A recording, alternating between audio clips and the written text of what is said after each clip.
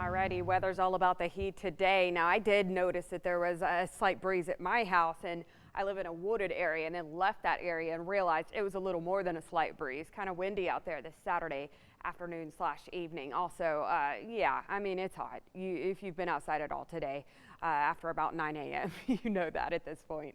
Current feels like temps, almost the whole viewing area at over 100 degrees still is what it feels like. It's 619, 97 is what it feels like in Mejia, but 102 in Waco.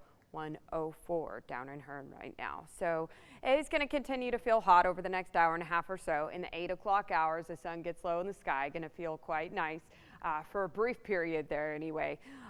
Tomorrow morning, wake up in the 70s, overnight lows in the upper 70s. You can see no rain in sight in any of our counties. In fact, almost all of Texas nice and dry for right now. There's a heat advisory in southwest Texas near the border.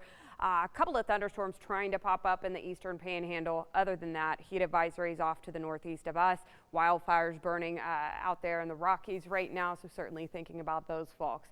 Hot, dry, and windy is going to be the theme of Sunday as well. Like I said, we bottom out in the 70s, so going to feel quite nice around sunset and sunrise. It is going to get really hot again, no surprise there. Into tomorrow afternoon, upper 90s, nearly 100 degrees, feeling more like 100 to 105 degrees. A little bit higher of humidity to the east to 35 typically is, and that's why there feels like temperature is slightly higher.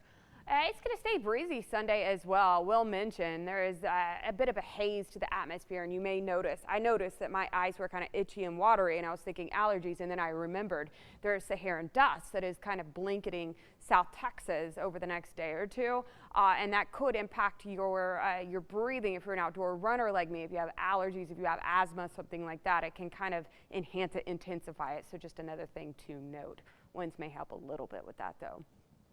Futurecast is going to call for a couple of clouds hanging out tomorrow morning, but going to burn off into the afternoon hours where it's sunny skies once again. Winds out of the south, gusting up to 30 miles an hour. Not seeing any rainfall over the next few days. We'll note that humidity may go up slightly in the back half of the 7-day forecast, and I'll tell you why that's important here in a second. So we're going to bottom out in the 70s, top out in the upper 90s daily. You can see that sea breeze thunderstorms try to make it to the Brazos Valley a couple of afternoons, but likely does not happen. Now, as we approach Friday into Saturday, going to add 10-20% for rain. It is not going to be widespread from anything that I'm seeing right now. It is favoring east if we do see activity on radar. That does include for the 4th of July. Right now, throwing 20% up for an isolated storm or two. However, that can change. We could end up dropping it down. It doesn't look like it's going to be a significant system whatsoever. Nothing is indicating that. You can see that the precip outlook between July 4 and 10, so just outside of the 7-day forecast, is what we call leaning wet. We like to see that this time of year. 4th of July is now on the 7-day forecast. You can always stream radar free on the 6 News weather app. Enjoy.